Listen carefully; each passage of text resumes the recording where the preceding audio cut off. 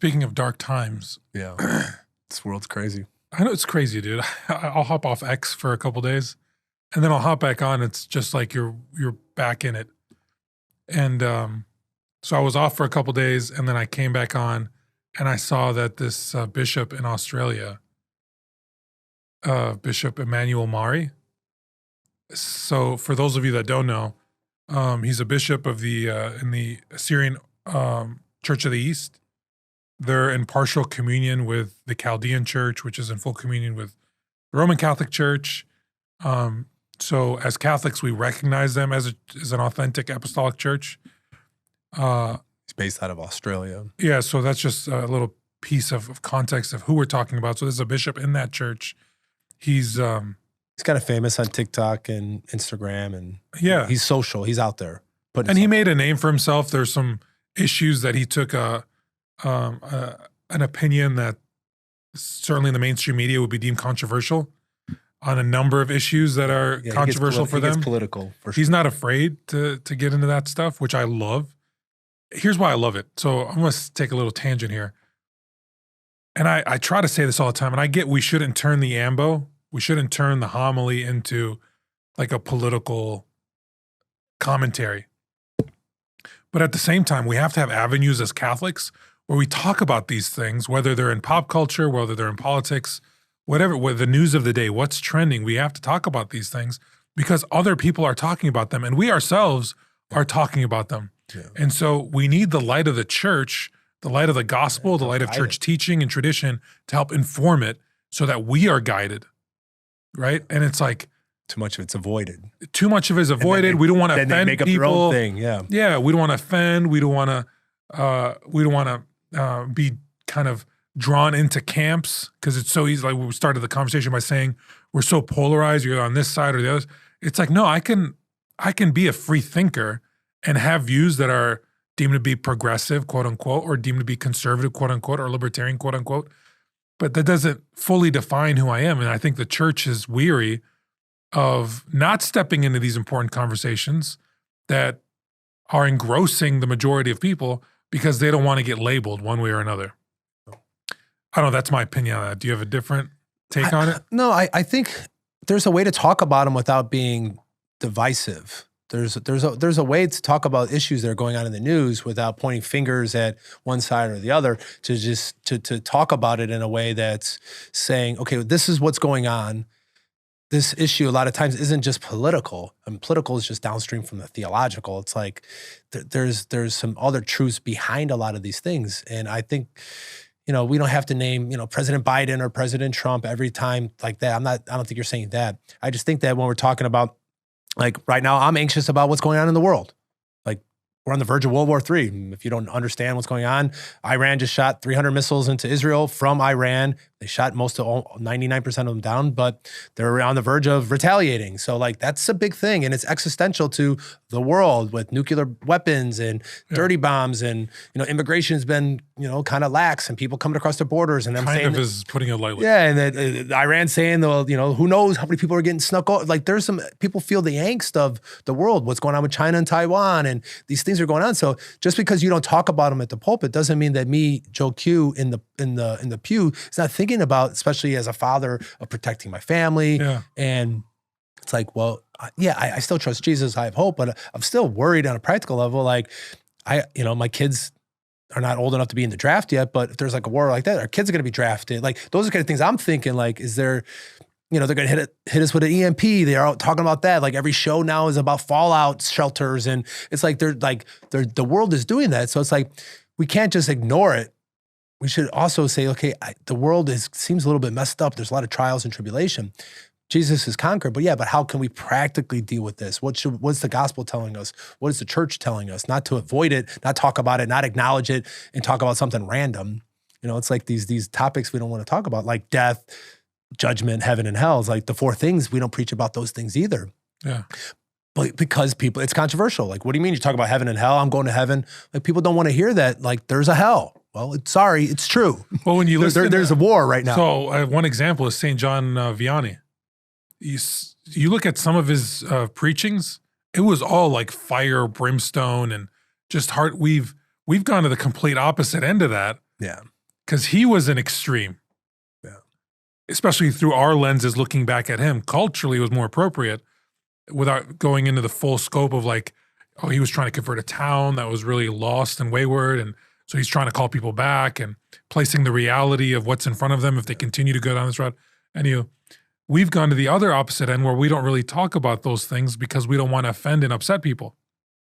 Yeah, it doesn't make it any less true just because No. you don't talk about it. Just because you're not talking about the war about to happen doesn't mean it's not happening and people aren't thinking about it. So you want to try to help guide people and inform them with the light of the gospel on how to handle this kind of situations. Like maybe do a holy hour. That was Fulton Sheen's whole thing. It's like there was World War II, this and that. He just constantly started preaching every time. It was like, there's craziness going on in the world. This is the solution. I need all Protestants, Jews, and Catholics to do a holy hour. If that's in your synagogue, that's in your church, or if you could do it for the Blessed Sacrament, do a sacrifice and pray and pray for the peace of the world. Like, we don't hear that anymore. It's like, just ignore it, act like nothing's going on. Like, no, the world is a messed up place. And we know that. But it isn't to just not acknowledge the world at all. And doesn't mean that's all we have to talk about.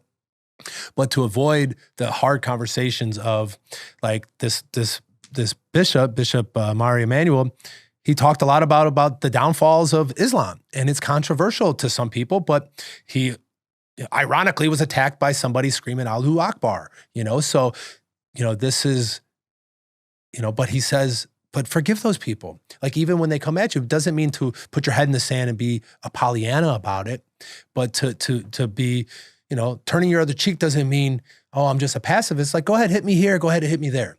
Like, I'm going to go back up the next week, I'm going to preach the same thing I'm preaching. But it's not to avoid these tough conversations because they're not going away. The people in the pews are still going to be thinking about them. The news is going to talk about it. Twitter is going to be on there. But I know something's going to happen. So how do we best prepare our souls and how can we help? Obviously I'm not going to be in Iran or Israel, but I can pray. I can talk about those things to not be worried with my kids and to trust God and stuff like that. But there's other things and ways to do it. But especially in this election year, it's just starting. Trump's in court and Biden's this. It's like these things that we might not talk about them directly, from the pulpit, but doesn't mean that the people in the pews who are the body of Christ have to deal with these things. We don't have to always do it, but never talking about tough situations isn't helping either. If it's all just love all the time, which is nice message, but I think that it's true and it's appropriate. Yeah. But we should be able to develop that message so that we can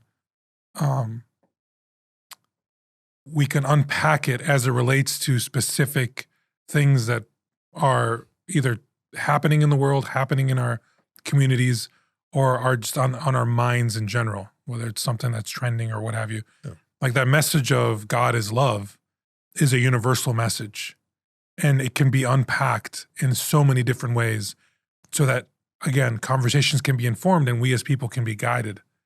So this bishop, fortunately, he's okay from all accounts. There hasn't been a lot of information that's come out, at least I've been trying to follow. I haven't seen a lot. Just what we talked about, like Taylor Marshall is one. But even in Asia, there was another priest that was shot. Yeah. There's been an uptick recently in violence towards Christians, and at least maybe because it's in our bubble. Yeah. Especially against Catholics. And it's the most martyrs in the last century than there's been in the history of the world. And no one's talking about it. But there is actually a martyrs walk coming up at the end of the month in April. There is a young lady, I believe her name is Gia Chacon, I believe. She's leading this martyrs walk to draw attention to all the Christians who are being killed throughout the world. That's something we don't talk about. It's like people are being killed for Jesus. And it's not even talked about. It's like, well, if I would have been at the Holocaust, I would have helped save people. Well, no, that's going on right now all over the world, in Africa, in Asia. This may not happening here in America. But look at Australia. I mean, people are trying. They're very, synagogues get shot up, Catholic priests being stabbed. Like in Africa, whole villages on Easter, there's been all kinds of attacks. There's bombings, these things going on, but there's not a whole lot of people talking about the martyrs. And there is a walk coming up. I want to say it's April 27th, but Jim Caviezel's involved with it. It's going to be in DC. It's got a big walk. And it's something that needs to be talked about because it's a travesty, just like there's modern day slavery going on. It's like these issues that people that are human trafficking stuff, like just because it's hard doesn't mean we shouldn't talk about it. It's like the Sound of Freedom movie. People are like, oh, that's so hard. I'm like, yeah, but putting your head under the sand and ignoring it doesn't make it go away. I know, but so I'm going to take a devil's advocate stance here. Yeah. There's so much going on in the world, and most of it I can do nothing about. Like, when do I draw the line? How far can I stretch my ability to focus and to take in all this information, be stretched? No, it's hard. And so, like, yeah, where do you draw the line? Well, I just think we don't have to do anything directly all the time, but I think some things, it helps to expose something by even talking about it to the one person. That person may do something about it. Everyone's got their purpose. Everyone's got whatever God's calling them. And maybe trafficking isn't your thing, or maybe the martyrs isn't your thing, or maybe what's going on in Israel, that's not your thing. But just to be a little bit knowledgeable about what's going on in the state of the world, and Christians are being attacked, and praying. I mean, we can all pray. I mean, just because it doesn't look like anything's being done doesn't mean that things aren't being done on a realm that we don't see, because we're so materialistic so much. And maybe not only does it change the situation, but it helps change us. Maybe God put that on your heart for a reason to pray for it, and maybe he is calling you to help other people pray for it, and maybe someone in that group will want to do something. I mean, we can't do everything. We can't be everything to everybody all the time, but we can speak up in our little, spheres of influence to say, hey, did you see that? Like, that's not cool. Like, what's going on in the Middle East? Like, or in Ukraine. It's like, it seems that there's a steady degeneration of order and what's going on. And it's a lot. And I think that's how the evil one is working, is that he's distracting us in so many ways. It's like, what can I do? Let's throw my hands up and do nothing.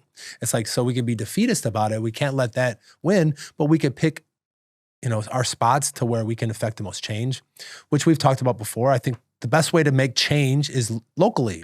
That's the Catholic social teaching of subsidiarity, where we start first with ourselves and then our local community by supporting, your local parish, and supporting ministries that your parish is doing for, providing food for people. Maybe it's sending, stuff to these areas, or having a rosary group that prays this week for the martyrs, or whatever it may be. There's something locally that you can do, that just because it doesn't seem like you're not making a big difference doesn't mean it's not making an impact some way, whether that's on them or on yourself, to be more loving, to be more caring.